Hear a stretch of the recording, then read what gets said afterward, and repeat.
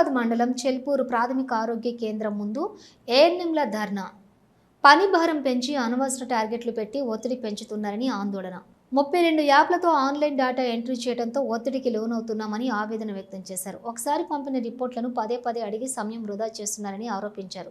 తమ సమస్యలు పరిష్కరించకపోతే భవిష్యత్తులో ఉద్యమం మరింత ఉధృతం చేస్తామని హెచ్చరించారు.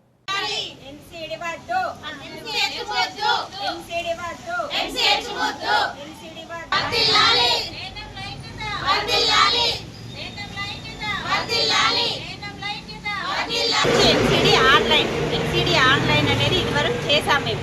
అది సెంట్రల్ స్కీమ్ అని మేము NCD online Aadhaar card generation మా ఒక్కొక్క విలేజ్కి ఒక్కొక్క సబ్ సెంటర్కి ఇచ్చిన పాపులేషన్కి వాళ్ళు ఇచ్చిన టార్గెట్కి మేము 100% రీచ్ అయ్యి చేసాం.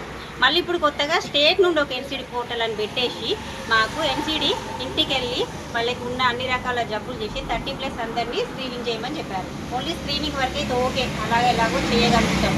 దానికి వాళ్ళకి మేము ఇదివరకు ఇచ్చిన ఆబాకి ఓటీపీ లింక్ చేసి వాళ్ళకి ఆధార్ కార్డ్కి ఏదైతే ఫోన్ నెంబర్ ఉందో దానికి ఓటీపీ వెళ్తే ఆ ఓటీపీ ద్వారా ఆన్లైన్లో వాళ్ళ ఇంటికి వెళ్ళి వాళ్ళని ఓటీపీ అడిగి చేయమని చెప్తున్నారు. ఈ ఓటీపీతో చేయడం అనేది అది మాకు తలకు మించిన భారంగా ఉన్నది, అందించలేకపోతున్నాం.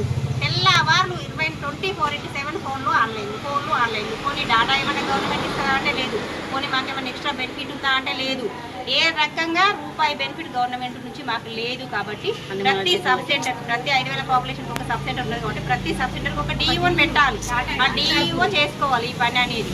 ప్రతి పని ప్రతి సర్వే ప్రతి ఒక్కటి ఏ మిస్ అవ్వవు. విలేజ్లో అందుబాటులో ఉండవు. మనకి ఎట్లా చెప్తారు, సిటీలో మిస్ అయితే దానికి వేరే విషయం.